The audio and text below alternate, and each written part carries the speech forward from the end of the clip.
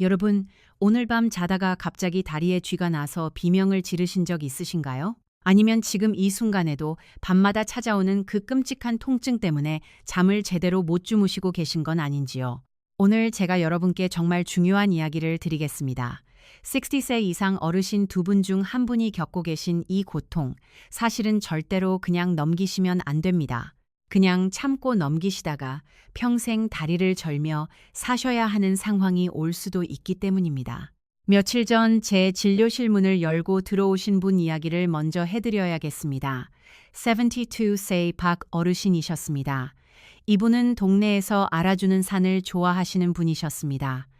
일주일에 3번은 꼭 뒷산을 오르실 정도로 정정하셨던 분이셨는데요. 그런데 진료실에 들어오시는 모습은 마치 며칠 밤을 꼬박 새운 사람처럼 눈밑이 시커멓게 꺼져 있었고 걸음걸이도 힘이 하나도 없으셨습니다. 제가 어디가 편찮으셔서 오셨냐고 여쭤보니 한숨을 부시시면서 이렇게 말씀하시더군요. 선생님, 저는 이제 밤이 오는 게 무섭습니다. 알고 보니 박 어르신은 지난 2달 동안 거의 매일 밤 다리에 쥐가 나서 잠을 설치고 계셨습니다. 처음에는 한 달에 한두 번이었는데 어느 순간부터 일주일에 서너 번, 그러다가 이제는 거의 매일 밤이 되어버린 겁니다. 아내분도 남편분이 비명을 지르며 벌떡 일어나는 통에 같이 잠을 못 주무시게 되셨고 두 분이 모두 만성 수면 부족 상태가 되어버리셨습니다. 저도 이 이야기를 들으면서 정말 안타까웠습니다. 이분만이 아닙니다. 사실 제 진료실에 오시는 어르신들 중 다리쥐 때문에 고생하신다고 하시는 분들이 생각보다 훨씬 많습니다. 그런데 대부분 너무 오랫동안 혼자 참으시다가 오십니다. 왜 진작 오시지 않으셨냐고 여쭤보면 꼭 이렇게 말씀하십니다. 나이 들면 원래 그런 거 아닌가요? 하고요. 여러분, 이 이야기가 박 어르신만의 이야기일까요? 절대 아닙니다.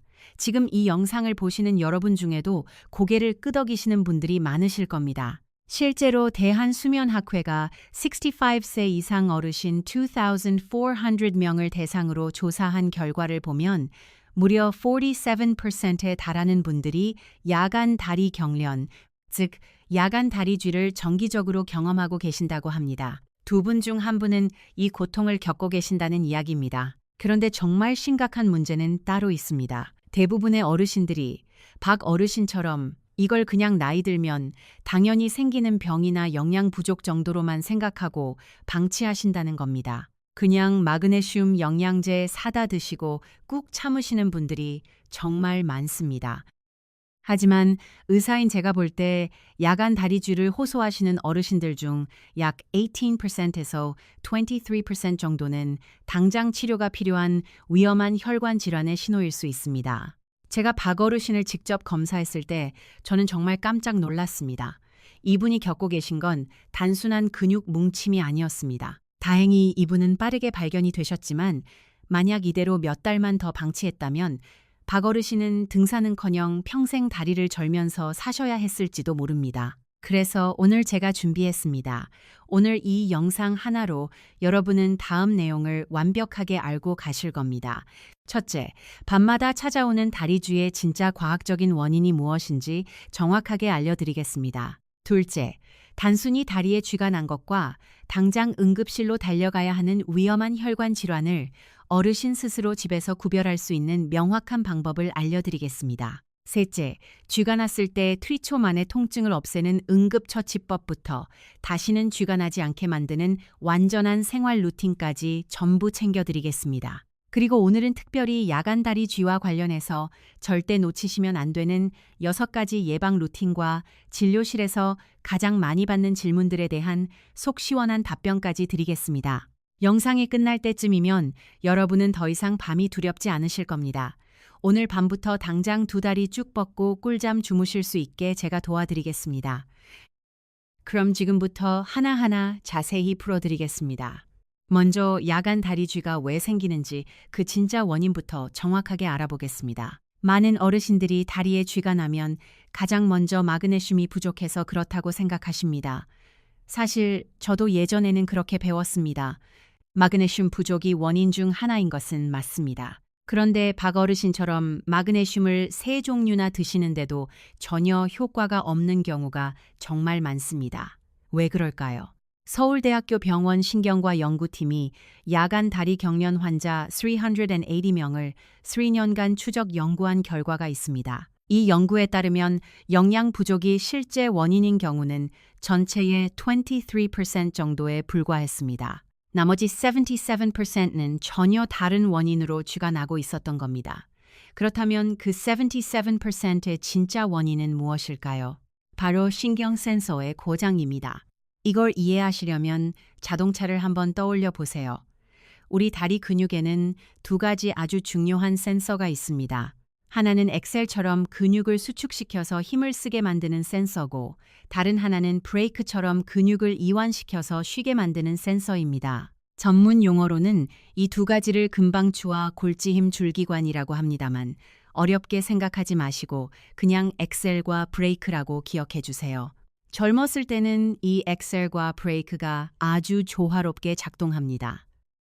그런데 나이가 들고 근육이 줄어들면 이 브레이크 센서가 서서히 고장나기 시작합니다. 나는 분명히 쉬고 있어서 근육을 이완시키려고 브레이크를 밟았는데 내 몸은 멋대로 엑셀을 밟아버리는 겁니다. 특히 우리가 잠잘 때 발 모양을 한번 생각해 보세요. 대부분 발끝이 이불 무게 때문에 아래로 쭉 처져 있습니다.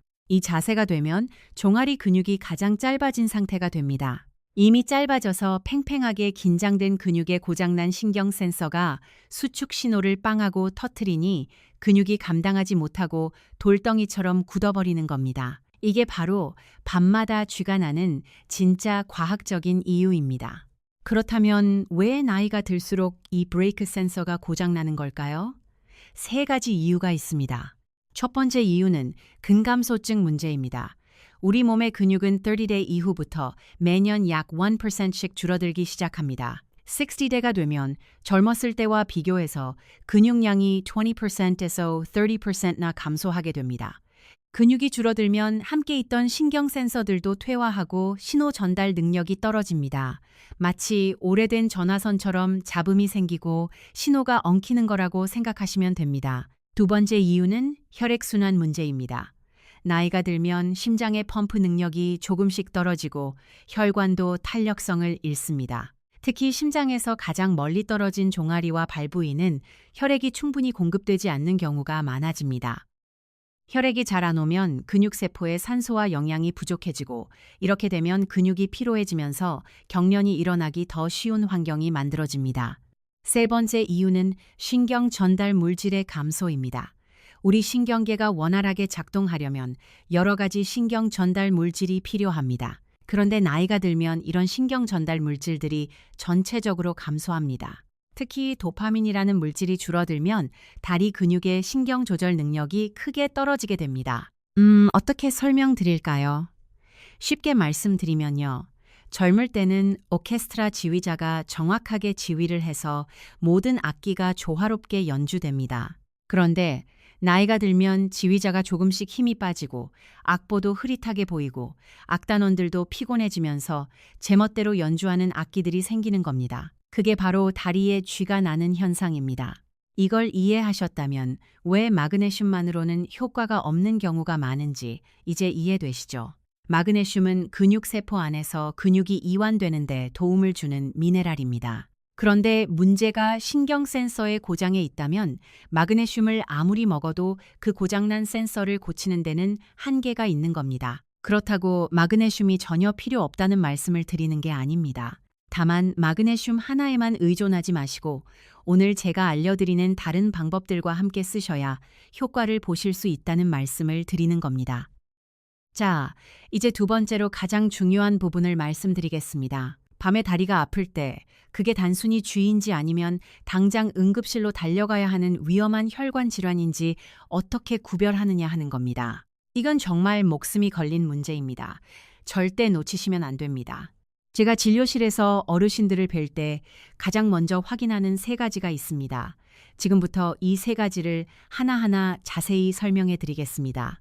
집에서 직접 확인하실 수 있는 방법과 함께 알려드릴 테니 잘 들어주세요. 첫 번째, 심부정맥 혈전증입니다. 이름이 좀 어렵지만 쉽게 말씀드리면 다리 깊숙이 있는 혈관 안에 피떡이 생겨서 혈관을 막아버린 상태입니다. 이게 정말 무서운 이유는 이 피떡이 자리를 잡지 못하고 혈관에서 떨어져 나가면 혈류를 타고 심장으로, 더 나아가 폐로 날아가서 폐혈관을 막아버릴 수 있기 때문입니다. 이걸 폐색전증이라고 하는데 치명적인 경우도 있습니다. 그렇다면 심부정맥 혈전증을 어떻게 구별하느냐? 지금 당장 두 다리를 나란히 놓고 양쪽을 비교해 보세요. 단순히 쥐가 난 거라면 양쪽 다리 굵기가 비슷해야 합니다. 그런데 만약 한쪽 종아리만 눈에 띄게 퉁퉁 부어 있다면 이건 일단 의심해야 합니다. 여기에 더해서 그 부은 쪽 다리 피부가 붉게 변해 있거나 손으로 살짝 만져보았을 때 핫팩처럼 뜨끈뜨끈한 열감이 느껴진다면 이건 단순한 쥐가 아닙니다. 그리고 중요한 것이 있습니다. 이런 증상이 있을 때 절대로 다리를 힘으로 주무르거나 마사지하시면 안 됩니다. 혈관 속에 불안정하게 붙어있던 피떡이 떨어져 나가서 폐로 날아갈 수 있습니다. 이럴 때는 다리를 최대한 움직이지 말고 바로 119에 연락하시거나 응급실로 가셔야 합니다. 두 번째, 말초 동맥 질환입니다. 이건 심부정맥 혈전증과 반대로 동맥, 즉 심장에서 다리로 피를 보내는 혈관이 콜레스테롤 때문에 좁아진 상태입니다. 쉽게 말씀드리면 다리로 가는 혈액 공급이 부족해지는 겁니다. 이걸 구별하는 방법은 크게 두 가지입니다. 하나는 피부 색깔을 보는 겁니다.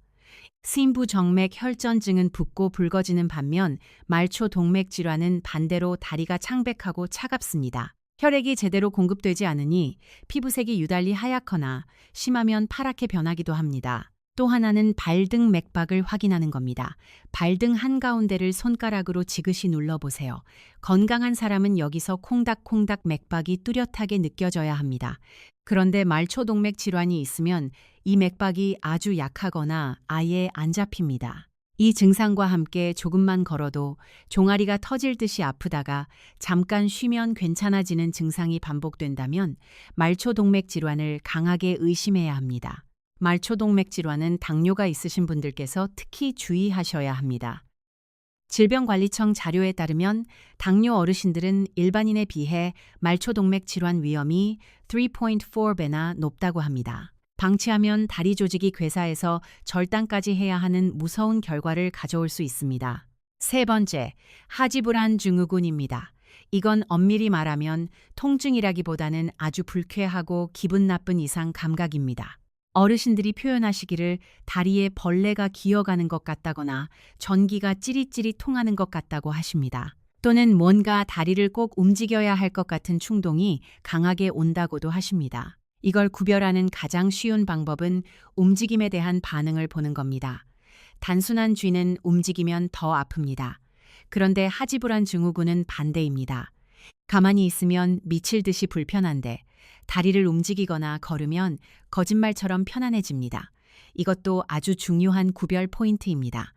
하지불안 증후군은 도파민이라는 뇌 신경 전달 물질의 불균형 때문에 생깁니다. 그래서 일반적인 쥐 치료약으로는 전혀 효과가 없고 신경과나 수면 전문 클리닉에서 도파민 관련 치료를 받으셔야 합니다. 혼자 마그네슘만 드시면서 버티시다가 증상이 점점 심해지는 경우가 많으니 이런 특징이 있다면 꼭 전문의를 찾아가 주세요. 잠깐 다시 말씀드릴게요. 제가 방금 말씀드린 세 가지 중 하나라도 해당되신다면 그건 더 이상 쥐 문제가 아닙니다. 지체하지 말고 병원을 찾아가 주셔야 합니다. 이 세 가지에 해당되지 않는 분들만 지금부터 제가 알려드리는 응급처치법과 예방법이 효과를 보실 수 있습니다. 자, 그렇다면 이제 단순한 야간 다리쥐를 확인하신 분들을 위한 내용으로 들어가겠습니다. 오늘 밤 쥐가 났을 때 딱 3초 만에 지옥 같은 통증에서 탈출하는 방법입니다. 먼저 절대로 하시면 안 되는 것부터 말씀드리겠습니다. 바로 아픈 종아리를 힘으로 꾹꾹 눌러서 주무르는 행동입니다. 본능적으로 아픈 부위를 손으로 움켜쥐고 주무르게 됩니다. 하지만 이미 돌처럼 딱딱하게 굳어버린 근육을 억지로 힘으로 누르면 근육 섬유가 미세하게 찢어질 수 있습니다. 그러면 오히려 통증이 더 오래가고 다음날 더 심한 근육통으로 이어질 수 있습니다. 이때는 힘이 아니라 우리 몸의 신경 원리를 이용해야 합니다. 첫 번째 응급처치법은 상호억제법입니다. 이름은 좀 어렵게 들리시죠? 하지만 원리는 시소놀이랑 똑같습니다. 우리 다리 근육은 앞쪽 정강이 근육과 뒤쪽 종아리 근육이 짝을 이루고 있습니다. 시소처럼요. 앞쪽 근육에 힘이 들어가면 뒤쪽 근육은 자동으로 힘이 빠지게끔 우리 뇌가 설계되어 있습니다. 이걸 신경과학에서는 상호 억제라고 합니다. 쥐가 나서 종아리가 쪼그라들고 아플 때 앉아서 발가락을 내 코 쪽으로 힘껏 당겨 보세요. 손으로 발가락을 잡고 몸 쪽으로 확 젖히시는 겁니다. 이렇게 하면 앞쪽 정강이 근육에 빡 하고 힘이 들어가게 됩니다. 그러면 우리 뇌는 어라 앞쪽에 힘을 써야 하네. 그럼 뒤쪽 종아리는 힘을 빼야겠다라고 판단하고 강제로 종아리 근육의 긴장 스위치를 꺼버립니다. 이건 의지나 노력의 문제가 아니라 우리 몸의 생리적인 법칙이라서 누구에게나 통합니다. 저도 이걸 처음 박 어르신께 알려드렸을 때 어르신이 반신반의 하시더라고요. 그런데 그날 밤 직접 해보시고는 다음날 아침에 저한테 전화를 주셨습니다. 선생님 진짜 거짓말처럼 스르르 풀리던데요 하시면서요. 만약 배가 나와서 손이 발에 안 닿으시는 분들은 어떻게 할까요? 걱정 마세요. 그럴 때는 수건을 발바닥에 걸어서 양쪽을 잡고 당기시면 됩니다. 또는 침대 끝에 발바닥을 대고 꾹 미시면 됩니다. 벽에 발바닥을 대고 미셔도 됩니다. 핵심은 발등을 몸쪽으로 꺾어서 정강이에 힘을 준다는 것. 이 하나만 기억하시면 됩니다. 두 번째 응급처치법은 인중자극법입니다. 이건 너무 아파서 꼼짝도 못하겠고 발을 당길 정신조차 없을 때 쓰는 비상 버튼입니다. 코와 입술 사이에 움푹 들어간 곳 바로 인중입니다. 쥐가 났을 때 엄지와 검지로 인중을 아주 세게 꼬집거나 꾹 눌러주세요. 이게 무슨 민간요법인가 싶으시죠? 하지만 이건 뇌과학적으로 아주 근거가 있는 방법입니다. 우리 뇌는 한 번에 하나의 강한 감각에만 집중하는 경향이 있습니다. 이걸 관문조절설이라고 하는데요. 인중은 우리 몸에서 신경이 아주 예민한 급소입니다. 여기를 강하게 자극하면 뇌는 다리의 통증보다 인중의 자극을 더 크고 새로운 신호로 받아들입니다. 마치 아주 시끄러운 장소에서 누가 갑자기 더 큰 소리로 내 이름을 부르면 그쪽으로 주의가 확 쏠리는 것과 비슷합니다. 뇌가 다리 통증 회로를 잠시 차단하면서 근육 경련이 멈추게 되는 겁니다. 세 번째 응급처치법은 서서 체중 싣기입니다. 이건 상호 억제법보다 더 강력하게 정강이 근육을 자극하는 방법입니다. 쥐가 났을 때 침대에서 내려와서 양발로 바닥을 딛고서 보세요. 그냥 서 계시는 것만으로도 발목이 자연스럽게 구부러지면서 종아리 근육이 스트레칭이 됩니다. 여기에 더해서 한 발씩 천천히 체중을 실으면서 쥐가 난 쪽 발꿈치를 바닥에 꾹꾹 누르듯이 걸어보세요. 빠른 효과를 보실 수 있습니다. 박 어르신도 처음에 이 세 가지 방법을 배우시고 나서 밤에 쥐가 나는 게 더 이상 무섭지 않다고 하셨습니다. 예전에는 쥐가 나면 10분, 20분씩 뒹굴며 고생하셨는데 이제는 쥐가 날 것 같은 느낌이 들면 바로 인중을 꼭 누르고 발끝을 몸쪽으로 당겨서 3초 만의 상황을 종료시키신답니다. 옆에서 주무시던 아내분을 깨울 일도 없어졌다며 얼마나 좋아하셨는지 모릅니다. 여러분도 오늘 밤 침대 옆에 수건 하나만 딱 준비해 두시고 주무세요. 혹시라도 쥐가 찾아오면 당황하지 마시고 발끝을 당기고 인중을 눌러보세요. 내 몸을 내가 조절할 수 있다는 자신감이 생기면 통증은 더 이상 공포의 대상이 아닙니다. 자, 지금까지 응급처치법을 말씀드렸습니다. 이제는 쥐가 아예 안 나게 만드는 근본적인 예방법을 하나하나 알려드리겠습니다. 이게 오늘 영상의 진짜 핵심입니다. 6가지 예방법을 차근차근 알려드릴 테니 끝까지 봐주세요. 예방 첫 번째, 식탁 위에서 찾는 해결책입니다. 많은 분들이 쥐가 나면 마그네슘부터 찾으시는데 사실 우리 신경을 튼튼하게 만드는 진짜 주인공은 따로 있습니다. 바로 비타민 B군입니다. 특히 비타민 B1과 B6 그리고 B12는 신경세포막을 보호하고 신경 신호가 제대로 전달되게 도와주는 핵심 연료입니다. 비타민 B1, 이 부족하면 어떻게 될까요? 신경세포가 제대로 에너지를 만들지 못해서 기능이 떨어집니다. 전선이 과부하 걸린 것처럼 신경이 제멋대로 신호를 보내게 됩니다. 비타민 B6는 신경 전달 물질을 만드는데 꼭 필요한 재료입니다. B6가 부족하면 도파민이나 세로토닌 같은 중요한 신경 전달 물질이 줄어들게 됩니다. 비타민 B12는 신경을 감싸고 있는 보호막인 미엘린 수초를 유지하는 데 결정적인 역할을 합니다. 이게 손상되면 신경이 마치 피복이 벗겨진 전선처럼 됩니다. 그런데 안타깝게도 60C 이후에는 위장의 기능이 떨어지면서 음식으로 먹은 비타민 B12를 흡수하는 능력이 크게 떨어집니다. 국민건강영양조사에 따르면 65세 이상 어르신의 68%가 비타민 B12가 부족한 상태라고 합니다. 그래서 저는 어르신들께 비타민 B 복합체 영양제 하나를 꼭 챙겨 드시라고 권합니다. 음식으로는 어떻게 챙기면 좋을까요? B1은 현미, 통밀, 돼지고기 살코기에 많이 들어 있습니다. B6는 닭가슴살, 고등어, 바나나에 풍부합니다. 그리고 B12는 계란, 생선, 조개류에 많이 들어 있습니다. 그 다음으로 제가 꼭 챙겨 드시라고 하는 게 타우린입니다. 타우린은 우리 근육이 지치지 않게 도와주는 피로회복제인데 주로 간에서 만들어집니다. 그런데 나이가 들면 간 기능이 떨어지면서 타우린 생산이 줄어듭니다. 타우린은 오징어, 문어, 조개, 꼬막 같은 해산물에 아주 많이 들어 있습니다. 비싼 보약 찾아 다니실 필요 없이 일주일에 2~3번 오징어국이나 꼬막 무침을 드시는 게 다리 건강에는 최고입니다. 칼륨도 빠질 수 없습니다. 칼륨은 근육세포 안팎의 전해질 균형을 유지하는 데 아주 중요합니다. 바나나, 아보카도, 고구마, 감자에 칼륨이 풍부합니다. 특히 고구마는 칼륨과 함께 마그네슘까지 포함하고 있어서 다리 경련 예방에 아주 좋은 음식입니다. 마지막으로 수분입니다. 우리 몸이 탈수 상태가 되면 혈액이 끈적해지고 근육세포까지 산소와 영양이 전달되는 속도가 느려집니다. 어르신들은 나이가 들수록 갈증을 덜 느끼게 되어서 자기도 모르게 탈수 상태가 되는 경우가 많습니다. 의식적으로 하루 6잔에서 8잔 정도의 물을 드시는 습관을 들이세요. 예방 두 번째, 침시 환경 개선입니다. 이건 정말 많은 분들이 모르시는 내용입니다. 박어르신 댁에 가보니 겨울이라고 아주 무거운 목화 소미불을 덮고 주무시더라고요. 이게 바로 쥐를 부르는 주범이었습니다. 무거운 이불이 밤새 발을 꾹 누르고 있으면 발목이 아래로 쭉 펴지게 됩니다.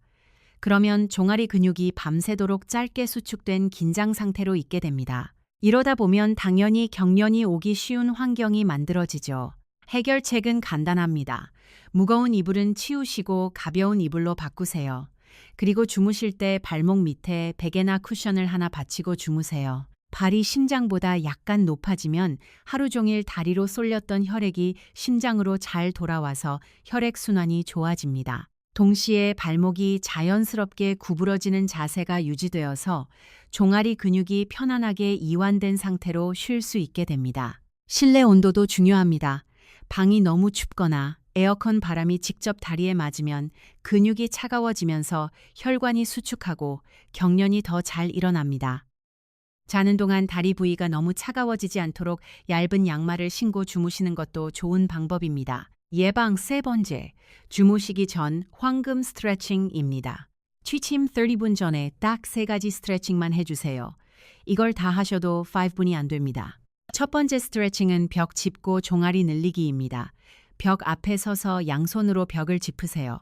한 발은 앞에 두고 쥐가 잘 나는 쪽 다리를 뒤로 쭉 뻗으세요. 뒷발 발꿈치는 바닥에 붙인 채로 앞 다리 무릎을 천천히 구부리면서 뒤쪽 종아리가 당기는 느낌이 날 때까지 몸을 앞으로 기울이세요. 이 자세를 30초 동안 유지하세요. 왼쪽, 오른쪽 각각 2번씩만 하시면 됩니다. 두 번째 스트레칭은 발목 돌리기입니다. 의자에 편하게 앉아서 한쪽 다리를 다른 쪽 무릎 위에 올리세요. 발목을 천천히 시계 방향으로 10번, 반시계 방향으로 10번 돌려주세요. 발목 주변의 혈액순환을 개선하고 관절 유연성을 높여주는 효과가 있습니다. 양쪽 모두 해주세요. 세 번째 스트레칭은 발가락 쫙 펴기입니다. 앉아서 발가락을 최대한 위로 들어올려서 10초간 유지하고 그 다음에는 발가락을 최대한 아래로 오므려서 10초간 유지하세요. 이걸 10번 반복하세요. 발가락과 발목 주변의 신경 센서를 자극해서 밤 동안 제대로 작동하게 준비시켜주는 효과가 있습니다. 예방 네 번째, 낮 동안의 올바른 생활 습관입니다. 낮 동안 어떻게 지내느냐가 밤 수면의 질에 직접 영향을 줍니다. 오전에 따뜻한 햇볕을 쬐며 30분 정도 걷는 것을 강력하게 권장합니다. 걷는 운동은 종아리 근육을 수축 이완시키면서 혈액순환을 촉진합니다. 종아리를 제투의 심장이라고 부르는 이유가 있습니다. 종아리 근육이 수축할 때마다 혈액을 위로 펌핑해서 심장으로 올려 보내주는 역할을 하기 때문입니다. 그리고 낮에 오랫동안 앉아 계실 때는 1시간에 한 번씩 자리에서 일어나 잠깐 걷거나 발목을 돌려주세요. 오랫동안 한 자세로 앉아 있으면 다리 혈액순환이 나빠지고 종아리 근육이 뭉치기 시작합니다. 이게 밤 경련으로 이어지는 경우가 많습니다. 예방 5번째, 저녁 조교 루틴입니다. 저녁에는 주무시기 1시간 전에 따뜻한 물로 15분 정도 조격을 해주세요. 이때 물 온도는 42에서 42도 정도가 딱 좋습니다. 너무 뜨거우면 오히려 혈관이 과도하게 확장되었다가 갑자기 수축하면서 역효과가 날 수 있으니 주의하세요. 따뜻한 물에 발을 담그면 종아리 근육의 혈액순환이 좋아지고 근육이 이완되면서 밤 동안 경련이 올 가능성이 크게 줄어듭니다. 여기에 살짝 꿀팁을 드리겠습니다. 조경물에 솜솔트를 한두 숟가락 넣어서 하시면 피부를 통해 마그네슘이 흡수됩니다. 마그네슘을 먹으면 소화기를 거치면서 흡수율이 낮아지는데 피부를 통한 흡수는 위장 부담 없이 효과적으로 흡수됩니다. 솜솔트는 약국이나 마트에서 저렴하게 구하실 수 있습니다. 예방 6번째, 수분과 전해질 균형 관리입니다. 이건 특히 여름철에 더 중요합니다. 땀을 많이 흘리면 수분과 함께 칼륨, 마그네슘, 나트륨 같은 전해질도 같이 빠져나갑니다. 이 전해질들이 부족해지면 근육세포의 전기신호 전달이 불안정해지면서 경련이 더 잘 생깁니다. 물만 드시는 것보다는 물에 약간의 소금과 설탕을 타서 드시거나 이온 음료를 희석해서 드시는 것이 전해질 보충에 도움이 됩니다. 또는 운동 후나 땀을 많이 흘린 날에는 바나나 1개를 드셔서 칼륨을 보충하시는 것도 좋습니다. 자, 지금까지 예방법 6가지를 말씀드렸습니다. 이걸 하루 일과로 정리해 드릴게요. 박 어르신의 쥐 없애는 하루 루틴입니다. 아침에 일어나시면 침대에서 내려오시기 전에 기지개를 켜면서 발끝을 몸쪽으로 당기는 스트레칭을 10번만 해주세요. 밤새 굳어있던 근육을 깨우는 겁니다. 아침 식사는 현미밥이나 통밀빵으로 비타민 B1을 챙기시고 계란 한두 개로 비타민 B12도 챙겨 드세요. 오전에는 따뜻한 햇볕 아래서 30분 걷기를 해주세요. 걸으면서 햇볕을 쬐면 비타민 D도 합성됩니다. 점심은 오징어나 조개가 들어간 반찬을 맛있게 드세요. 일주일에 2~3번은 이런 해산물을 드시면 타우린을 자연스럽게 챙기실 수 있습니다. 저녁 식사 후에는 가벼운 산책으로 소화도 시키고 다리 혈액순환도 도와주세요. 잠자리에 드시기 1시간 전에 따뜻한 조격 15분을 하시고 발목과 종아리 스트레칭 5분을 하세요. 그리고 가벼운 이불과 발목 쿠션, 이것만 지키셔도 여러분의 밤이 달라질 겁니다. 이렇게 딱 2주만 해보시면 여러분의 다리가 달라지는 걸 느끼실 겁니다. 박 어르신도 처음에는 이게 뭐 그리 대단한 방법이냐 하고 시큰둥하셨습니다. 그런데 2주 후에 오셨을 때 완전히 표정이 달라지셨더라고요. 그 사이에 쥐가 딱 1번 왔는데 바로 대처해서 금방 끝냈다고 하셨습니다. 우리 집사람도 이제야 살 것 같다고 한다며 얼마나 기뻐하셨는지 모릅니다. 이제 진료실에서 자주 받는 궁금증들을 모아서 시원하게 해결해 드리겠습니다. 궁금증 첫 번째, 저는 고지혈증 약을 먹는데 이것 때문에 쥐가 날 수도 있나요? 네, 맞습니다. 아주 예리한 질문입니다. 스타틴 계열 고지혈증 약은 콜레스테롤을 줄이는데 아주 효과적이지만 부작용으로 근육에 영향을 줄 수 있습니다. 스타틴은 근육세포의 에너지 생산에 필요한 코엔자임 Q10이라는 물질의 생성을 억제합니다. 코엔자임 Q10이 줄어들면 근육세포가 에너지를 충분히 만들지 못해서 피로해지고 경련이 더 잘 생깁니다. 혈압약 중에서 이뇨제 성분이 들어간 약도 주의가 필요합니다. 이뇨제는 소변을 통해 칼륨, 마그네슘 같은 전해질을 몸 밖으로 내보내기 때문에 장기 복용 시 전해질 불균형이 생길 수 있습니다. 만약 약을 드시기 시작한 시점부터 쥐가 자주 난다면 절대 임의로 약을 끊지 마시고 주치 선생님과 상의해서 약 종류를 바꾸거나 코엔자임 Q10 보충을 고려해 보시는 게 좋습니다. 궁금증 두 번째, 마그네슘을 먹어도 왜 효과가 없나요? 마그네슘이 효과가 없는 게 아니라 번지수가 틀렸을 가능성이 큽니다.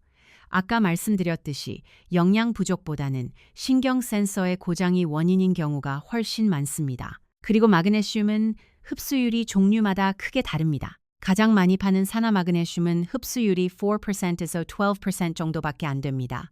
반면 글리신산 마그네슘이나 구연산 마그네슘은 흡수율이 훨씬 높습니다.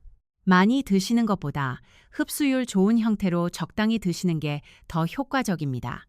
그리고 신경 비타민인 비타민 B를 같이 챙기시면 시너지 효과가 있습니다. 궁금증 세 번째, 당뇨가 있는데 다리쥐하고 관련이 있나요? 아주 중요한 질문입니다. 당뇨와 야간 다리 경련은 아주 밀접하게 연관되어 있습니다. 당뇨가 오래 지속되면 혈당이 높은 상태가 계속되면서 신경이 손상됩니다.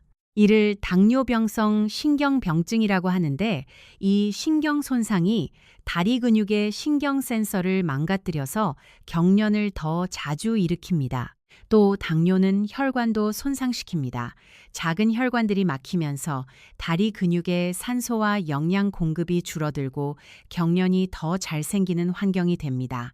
당뇨가 있으신 분들은 쥐 예방을 위해서라도 혈당 관리를 더 철저히 하시는 게 중요합니다. 그리고 당뇨가 있으신데 다리의 감각이 저하되거나 저리거나 타는 듯한 느낌이 있다면 이건 당뇨병성 신경병증의 신호이니 반드시 전문의 진료를 받으셔야 합니다. 궁금증 네 번째, 여름에도 쥐가 나는데 이유가 있나요? 아주 많은 분들이 쥐는 주로 겨울에만 난다고 생각하시는데 그렇지 않습니다.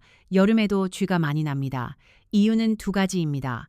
첫째, 여름철 더위로 땀을 많이 흘리면 전해질을 잃게 됩니다. 특히 칼륨과 마그네슘이 땀으로 많이 빠져나가는데 이게 전해질 불균형을 일으켜서 경련이 생깁니다. 둘째, 에어컨 바람을 밤새 다리에 쐬고 주무시면 근육이 차가워지면서 경련이 생기기 쉽습니다. 여름에 쥐가 자주 나신다면 수분과 전해질을 충분히 보충하시고 에어컨 바람이 다리에 직접 닿지 않도록 해주세요. 궁금증 다섯 번째, 쥐를 예방하는 데 가장 좋은 음식은 무엇인가요? 제가 강력하게 추천하는 음식이 있습니다. 우리나라 전통 음식 중에도 정말 훌륭한 것들이 많습니다. 첫 번째는 오징어와 꼬막입니다. 아까 말씀드린 타우린이 아주 풍부합니다. 우리 할머니, 할아버지 세대부터 즐겨 드시던 음식이지요.